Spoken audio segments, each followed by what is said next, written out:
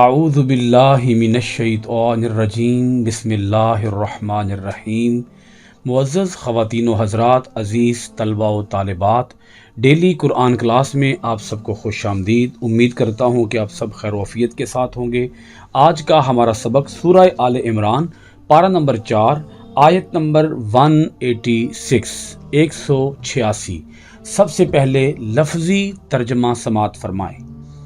لَتُبْلَوُنَّ، یقیناً تم آزمائے جاؤ گے، فی اموالکم، اپنے مالوں میں، وَأَنفُسِکم، اور اپنی جانوں سے، وَلَا تَسْمَعُنَّ، اور یقیناً تم سنو گے، من سے الذین، جنہیں اوتو دی گئی، الکتاب کتاب، من سے قبلکم، تم سے پہلے، وامن، اور سے الذین، ان لوگوں سے جنہوں نے اشرکو، شرک کیا، اذن، اذیت دینے والی باتیں، کثیرن، بہت زیادہ، وَإِن، اور اگر، تصبروا، تم صبر کرو، وَتَتَّقُوا، اور تم تقوی اختیار کرو، فَإِنَّ، پس بے شک، ذَلِکَ، یہ، من سے عزم، ہمت، الامور، کام، امر کی جمع ہے امور، امر کا معنی ہے کام۔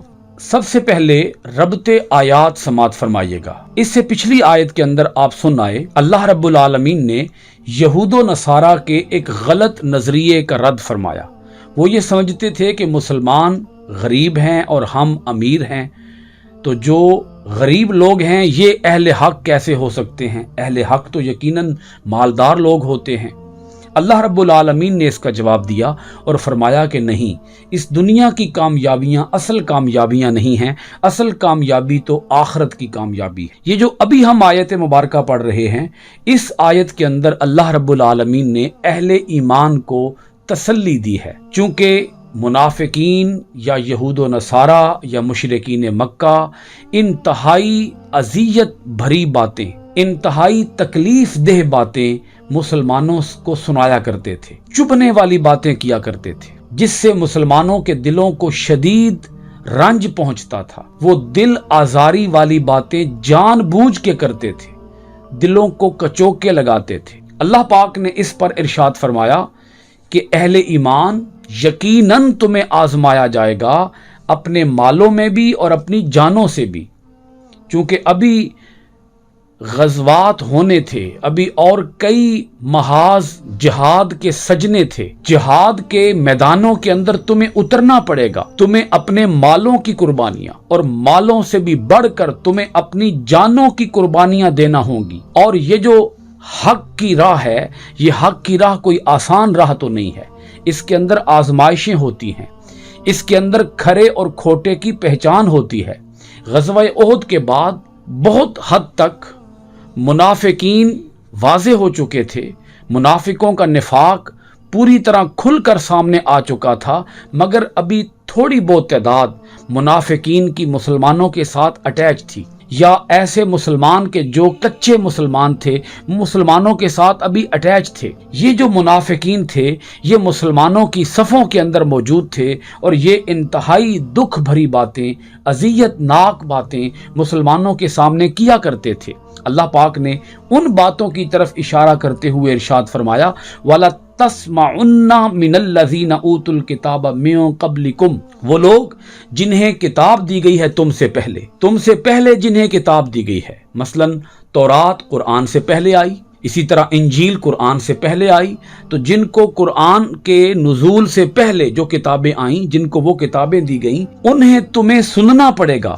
یقیناً تم ان اہل کتاب سے سنو گے، اور اسی طرح وَمِنَ الَّذِينَ أَشْرَكُوا، اور جن لوگوں نے شرک کیا ان لوگوں سے بھی تم سنو گے، اذن کثیرا، بہت سی اذیت ناک باتیں، اذیت دینے والی باتیں تمہیں سننا ہوں گی، تم سنو گے، لیکن تم سن کر آپے سے باہر نہیں آ جاؤ گے، تم اشتعال میں نہیں آ جاؤ گے، تم غصے میں نہیں آ جاؤ گے، تم کسی بھی رد عمل کا اظہار نہیں کرو گے، بلکہ تم سکون سے، سہارے سے، ٹھنڈے دل سے کام لیتے ہوئے تم ان کی باتوں کو برداشت کرو گے، تم ٹالرنس کا مظاہرہ کرو گے، تم تحمل کا مظاہرہ کرو گے، تم بردباری کا مظاہرہ کرو گے۔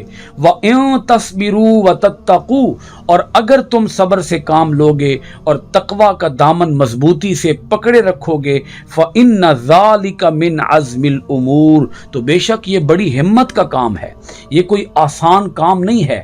ایسا نہیں ہے کہ کوئی اشتعال دلائے اور انسان کو اشتعال نہ آئے۔ لازمی بات ہے کہ جب کوئی کچوکے لگانے والی باتیں کرے گا، جب کوئی تنقید کے نشتر چلائے گا، دکھ تو ہوگا، درد تو ہوگا۔ اب اس درد کو سہنا اور سہ کر صبر سے کام لینا اور تقوی سے کام لینا، یعنی وہ نازیبا باتیں کریں لیکن اے اہل ایمان تمہاری زبان پر کوئی نازیبا بات نہ آئے، کوئی ناشائستہ بات، کوئی اخلاق سے گری ہوئی بات، کوئی اخلاق کے معیار سے گھٹیا بات تمہاری زبان پر نہ آئے۔ ان کی زبانیں گندی ہوتی ہیں تو ہوتی رہیں، تمہاری زبانیں چونکہ پاک ہیں تو پاک رہیں۔ وہ گالی سے کام لیں تو تم ان کی گالی کا جواب گالی کے ساتھ نہ دو، بلکہ تم ان کی گالیوں کا جواب دعاؤں کے ساتھ دو، کلمات خیر کے ساتھ دو۔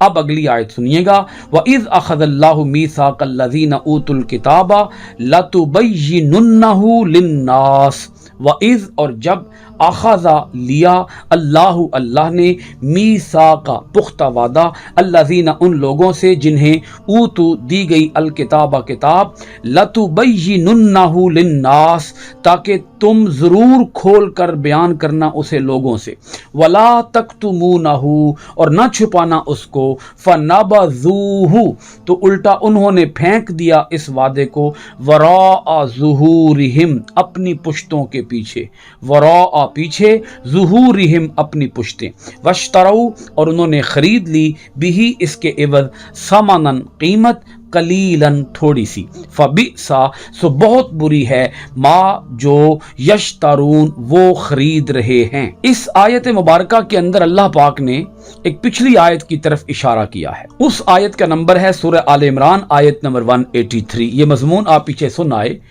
ایک دفعہ اہل یہود نے کہا تھا کہ ہماری کتابوں کے اندر سچے رسول کی نشانی یہ ہے کہ وہ جانور ذبح کرے اور اس کے جانور کو بجلی آ کے اٹھا کے لے جائے، تو اس کا مطلب یہ ہوتا ہے کہ وہ رسول سچا ہے۔ اللہ پاک نے ان کے اس اعتراض کا یہاں ایک اور حوالے سے جواب دیا ہے۔ وہ جواب یہ ہے کہ اے اہل کتاب، تم تو یہ کہتے ہو کہ ہماری کتابوں کے اندر سچے رسول کی یہ نشانی ہے، جبکہ یہ بات تم نے اپنے پاس سے گھڑی ہے۔ سچے رسول کی نشانی کہیں بھی یہ بیان نہیں کی گئی تورات کے اندر، اور نہ ہی زبور کے اندر، اور نہ ہی انجیل کے اندر۔ کسی آسمانی کتاب کے اندر اس نشانی کو بیان نہیں کیا گیا کہ سچے رسول کی نشانی یہ ہے کہ وہ قربانی کرے اور گوشت جو ہے اس جانور کا آگ آئے آسمان سے اور وہ اسے آ کر کھا دے، ختم کر دے، یا اسے اٹھا کے لے جائے۔ تو یہ تو کہیں بھی نشانی بیان نہیں کی گئی۔ ہاں البتہ پچھلی کتاب کے اندر، ہاں البتہ تم اہل کتاب سے اللہ نے تو یہ وعدہ لیا تھا کہ تم اللہ کے ہر حکم کو من و عن قبول کرو گے، تم اللہ کی مکمل اطاعت کرو گے، اللہ کے رسولوں کی تم مکمل اطاعت کرو گے، اور نبی آخر الزمان جناب حضرت محمد الرسول اللہ صلی اللہ علیہ وآلہ وسلم جب دنیا میں جلوہ گر ہو جائیں گے تو تم ان پر ایمان لاؤ گے، اور لوگوں کو بھی تم یہ وعدہ یاد دلاؤ گے۔ اللہ نے تو تم سے یہ وعدہ لیا تھا۔ اب آپ آیت سنیں، آپ کو اس آیت کی سمجھ آئے گی۔ وَإِذْ أَخَذَ اللَّهُ مِيثَاقَ الَّذِينَ أُوتُوا الْكِتَابَ لَتُبَيِّنُنَّهُ لِلنَّاسِ، اور یاد کرو جب لیا اللہ نے پختہ وعدہ ان لوگوں سے جنہیں کتاب دی گئی کہ تم ضرور کھول کر بیان کرنا اسے لوگوں سے۔ یہ وعدہ لیا اطاعت کا، کامل اطاعت کا، اطاعت الہی کا، اطاعت رسول کا وعدہ لیا، اور اس وعدے کو تم ضرور لوگوں کے سامنے کھول کر بیان کرو گے، یہ وعدہ لیا۔ اور ساتھ ہی اللہ پاک نے فرمایا وَلَا تَكْتُمُونَهُ، تم سے وعدہ لیا کہ تم اس وعدے کو نہیں چھپاؤ گے، لیکن تم نے کیا کیا؟ فَنَبَذُوهُ وَرَاءَ ظُهُورِهِمْ، انہوں نے الٹا پھینک دیا اس وعدے کو اپنی پشتوں کے پیچھے۔ تو وہ وعدہ جو تم نے اللہ سے کیا، وہ وعدہ تو تمہیں یاد نہیں ہے، اور تم اپنی طرف سے، اپنے پاس سے بے بنیاد قسم کی باتیں نکال کر وہ لوگوں کے سامنے بیان کر رہے ہو، اور تم کہتے ہو کہ آسمان سے بجلی آئے اور رسول قربانی کرے اور وہ بجلی اس گوشت کو آ کے اٹھا کے لے جائے، یہ بات تو کہیں بھی نہیں ہے۔ ہاں البتہ ان لوگوں سے اللہ پاک فرماتا ہے ان اہل کتاب سے یہ وعدہ لیا گیا تھا کہ وہ اللہ کی کامل اطاعت کریں گے، رسولوں کی اطاعت کریں گے، اور اس وعدے کو لوگوں کے سامنے کھول کر بیان کریں گے اور اسے نہیں چھپائیں گے، لیکن انہوں نے چھپایا، انہوں نے اسے اپنی پیٹھوں کے پیچھے پھینکا۔ وَاشْتَرَوْا بِهِ ثَمَنًا قَلِيلًا، اور اس وعدے کو انہوں نے اپنی پیٹھوں کے پیچھے پھینک کر پھر کیا کیا؟ انہوں نے اس کے بدلے میں تھوڑی سی قیمت خریدی۔ اگرچہ وہ لوگوں کے سامنے غلط مسائل بیان کر کے لوگوں سے بھاری بھرکم نذرانے وصول کرتے تھے، لیکن اللہ پاک ان بھاری بھرکم خزانوں کو ثمن قلیل فرما رہا ہے، کیونکہ آخرت کی ابدی نعمتوں کے مقابلے میں اگر دنیا جہان کی ساری دولت بھی لے لی جائے تو وہ آخرت کی ابدی نعمتوں کے مقابلے میں دنیا کے سارے خزانے ثمن قلیل ہی ہوں گے۔ اللہ پاک فرماتا ہے فَبِئْسَ مَا يَشْتَرُونَ، سو بہت بری ہے وہ چیز جو وہ خرید رہے ہیں۔ یہ آیت مبارکہ اہل کتاب کی دوغلی پالیسی کو بیان کر رہی ہے کہ وہ لوگوں کے سامنے حقائق کو تروڑ مروڑ کر بیان کرتے، وہ لوگوں کے سامنے حقائق کو بدل کر پیش کرتے اور لوگوں کو اصل حقائق سے آگاہ نہ کرتے، اور اس کے بدلے میں وہ لوگوں سے بھاری بھرکم قیمتیں وصول کرتے۔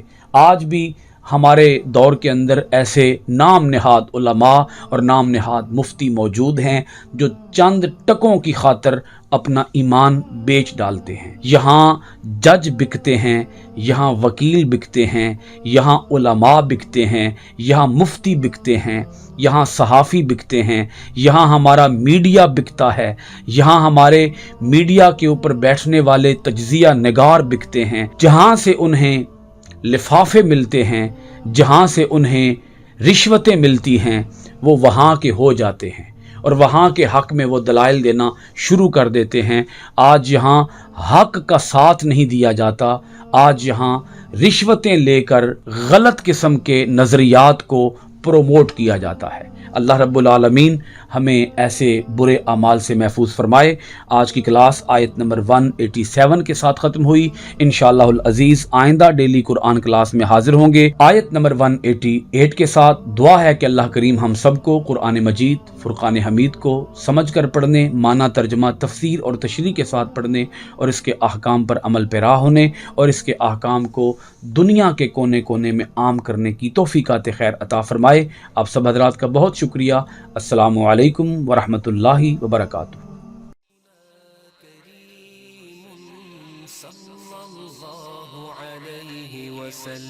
سيدنا كريم صلى الله عليه وسلم، سيدنا كريم صلى الله عليه وسلم، سيدنا كريم